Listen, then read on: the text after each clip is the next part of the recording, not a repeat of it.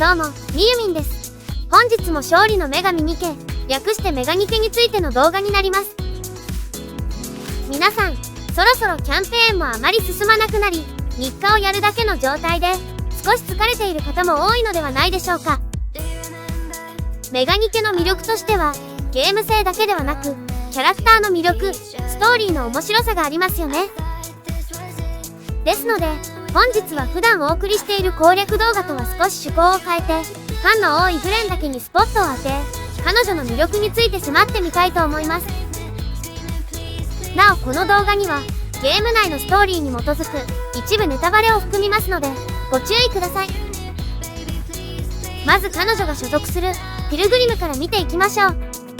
所属するといっても他のエリシオン、ミシリス、テトラの三大企業のように実際企業に所属しているわけではなく、地上でラプチャーと戦いながら暮らす正体不明のニケたちを指しています。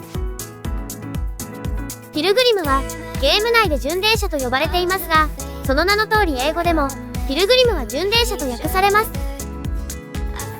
そして特に彼女の所属する部隊パイオニアのメンバーはグリム童話などの童話の登場人物に由来した特別な名前が付けられています。まずスノーホワイトは英語の名前の通り白雪姫です。ラプンツェルも同じくグリム童話でディズニーで映画化されて皆さんよくご存知ですよね。では今回のグレンに関係するグリム童話は存在しませんが、名前の由来は何なのでしょうか。答えはグレンの韓国語での名前にありました。名前の読み方はホンリョンです。この名前で調べてみると、韓国の方なら誰でも知っているという草加光蓮伝というお話が出てきます。この草加光蓮伝には姉のチャンファと妹のホンリョンが出てきますが、このお話を元にしているという理由はそれだけではありません。こちらメガニケと同じくキム・ヒョンテ氏が率いるシフトアップさんのディスティニー・チャイルドというタイトルのキャラクターですが、上が草加、下が光蓮と草加光蓮伝に出てくる姉妹の名前がついています。このことからも草加光蓮伝の本名がメガニケのグレンの名前の由来であることがお分かりいただけたと思いますが、2タイトルに名前が出てくるということはとても大事にされているキャラクターの名前なんですね。強いのもうなずけます。さて、せっかくここまで深掘りしましたので、日本の方にはあまり馴染みがないお話だと思いますが、草加光蓮伝について簡単にあらすじだけご紹介したいと思います。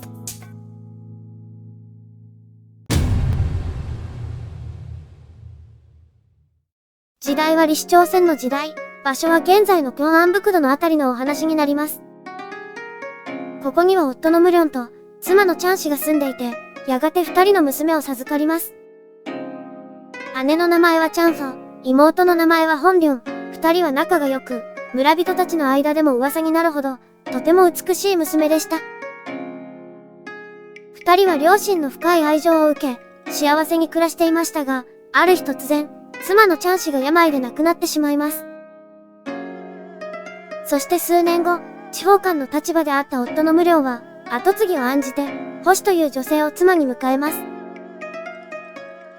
チャンファとホンリョンは、実の母親のように、ホシに接しましたが、ママ母であるホシはそのうち2人をいじめるようになりました。そして、ムリョンとホシの間には3人の子供を授かりましたが、そのうちの息子のチャンセは、ホシの言いつけで、チャンファを罠にはめます。夜になると、チャンファは父に呼び出され、弟のチャンセと一緒に、亡くなった母の実家に帰るよう言いつけられます。そして、チャンセはチャンファを連れて、峠を越え、森の中へ入っていくと、池のほとりにやってきました。そこでチャンセは、嫌がるチャンファを無理やり池に突き落として、チャンファは亡くなってしまいました。チャンセが家に帰り、ホンリョンに、チャンファが池で亡くなったことを告げると、ホシに一人ひどいいじめを受け、さらに姉の死があまりに悲しく、ホンリョンは、姉が亡くなった池に後を追うように、身を投げてしまいます。そして、この日からこの地に派遣される役人が、相次いで亡くなるという、不思議な出来事が起きました。これを不審に思った王様は、この地にドンホという人物を役人として送り込みます。ドンホがこの地に来たある夜のこと、書物を読んでいたドンホの机にあったろうそくが、ふっと消えて、あたりが真っ暗になると、そこにチャンファと本領が現れたのです。本領はドンホに向かってこう言いました。姉はママ母と弟の罠にはまり、池に突き落とされ殺されてしまいました。どうか私たちの無念を晴らしてください。と。話を聞き終えると、二人の姿はすっと消えていたろうそくが、再び灯りました。二人から話を聞いたドンホは、翌日から調査を始め、星とチャンセの悪事を暴き、二人を裁きました。また、池からは二人の遺体が見つかり、ドンホは二人を丁重に弔います。それから村では豊作が続き、不思議な出来事も起きなくなったそうです。夫の無良はというと、それから後悔し続けましたが、新しい妻を迎え二人の娘を授かると、二人はチャンセと本領にそっくりに育ち、家族は幸せに暮らしたそうです。いかがでしたか？個人的には、最後に生まれた子供が、チャンセと本領の生まれ変わりで、幸せに暮らしてくれていたらいいなと思います。このお話、いわゆるママ恋じめたんというジャンルのお話になるそうですが、冒頭がシンデレラの冒頭にも似ていますよね。さて、このぐらいにしてメガニケのグレンのお話に戻ります。あと少しだけ続きますので、最後までお付き合いくださいね。現在は巡礼者として自由に行動している彼女ですが、ラプンツェルのエピソードからピルグリムの中でも第一次ラプチャー信仰から生きているニケで、以前はラプンツェルやスノーホワイトと共にゴッテス部隊という最強の部隊にいたことが分かっています。ゴッテス部隊には他に隊長のリリス、ドロシー、レッドフードがいたそうです。リリス以外はドロシーはオズの魔法使い、レッドフードは赤ずきんとグリム童話を中心に世界の童話が名前の由来になっていることがわかりますよね。さらにストーリー中でレッドフードが登場しますが、まだ見られていない方もいらっしゃると思うので、誰かは伏せますが、フェアリーテイルモデル05、すなわちおとぎ話モデルのニケであることがわかります。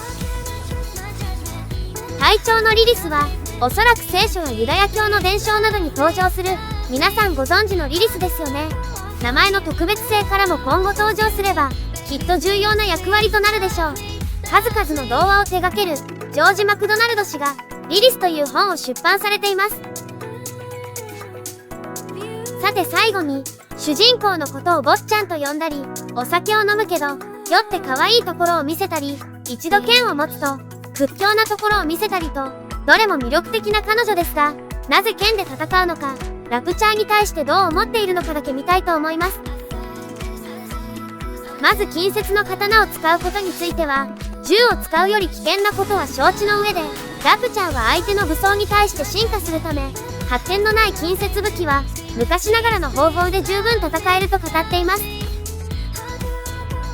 また、地上での自然の生活を愛する彼女は、ラプチャーに対して、ラプチャーが壊すのは人間と人間が作り出したもの、世界はより美しくなったと肯定的な面を見せますが、自分のすべきことはラプチャーを全滅させ人間を地上に返すことと、自分の考えとニケとしての役割の間で葛藤しているようにも思えます。このセリフを読むと人間として少し切ないですよね。ということでグレンだけにスポットを当てて見てきましたが、当面彼女が人気であることは揺るがなさそうですよね。私も大好きなニケの一人です。本日はここまでにしたいと思います。この動画気に入っていただけた方は、チャンネルのご登録、高評価よろしくお願いします。ご視聴ありがとうございました。